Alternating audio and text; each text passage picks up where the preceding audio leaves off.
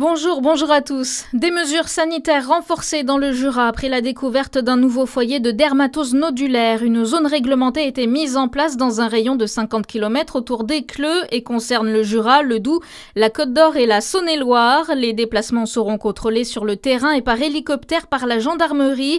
Des mesures de biosécurité sont mises en place. Les élevages devront utiliser des pédiluves et effectuer une désinsectisation à chaque mouvement de véhicule. Une campagne de vaccination obligatoire est lancée.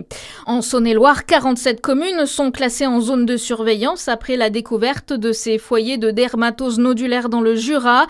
Les bovins détenus dans ces fermes sont maintenus à l'écart des autres espèces. Les outils et les personnes doivent être désinfectés avant de quitter les exploitations agricoles. Cette zone de surveillance sera levée au plus tôt dans 45 jours après l'abattage des animaux.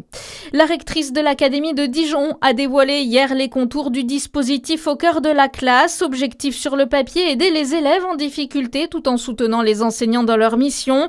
12 écoles primaires et 9 collèges sont concernés en Côte d'Or, mais pour le syndicat SNES-FSU, il s'agit d'organiser de nombreuses réunions chronophages sans moyens supplémentaires pour les enseignants et sans baisser les effectifs des classes. Dans votre actualité aussi en France, l'heure de vérité pour Sébastien Lecornu. Le chef du gouvernement tient son premier conseil des ministres à Matignon. Il doit prononcer cet après-midi son discours de politique générale devant l'Assemblée. Au programme, le projet de loi de finances pour 2026 et le budget de la sécurité sociale. Les campagnes de vaccination contre la Covid-19 et la grippe débutent aujourd'hui. Depuis quelques semaines, le nombre de cas de Covid est en augmentation.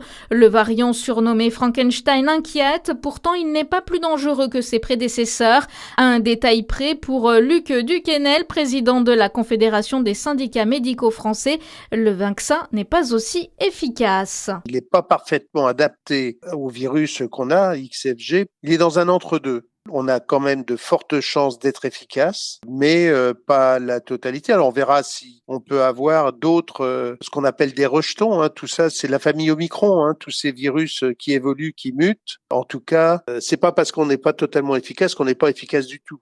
Et chez les personnes à risque, le fait de mettre le maximum de chances de son côté de façon à cet hiver ou dans les semaines à venir de ne pas faire le Covid, c'est vraiment une avancée, c'est vraiment un plus. La campagne de vaccination durera jusqu'à la fin janvier 2026. Vous trouverez tous les lieux de vaccination sur santé.fr. Bon bilan pour le Festival international de musique de Besançon. Quelques jours après la clôture du 78e festival, l'événement a retrouvé son public. Le festival a accueilli près de 24 000 festivaliers durant les 16 jours du festival et de concours, soit 25% de plus par rapport à 2023. À suivre votre météo sur Fréquence Plus.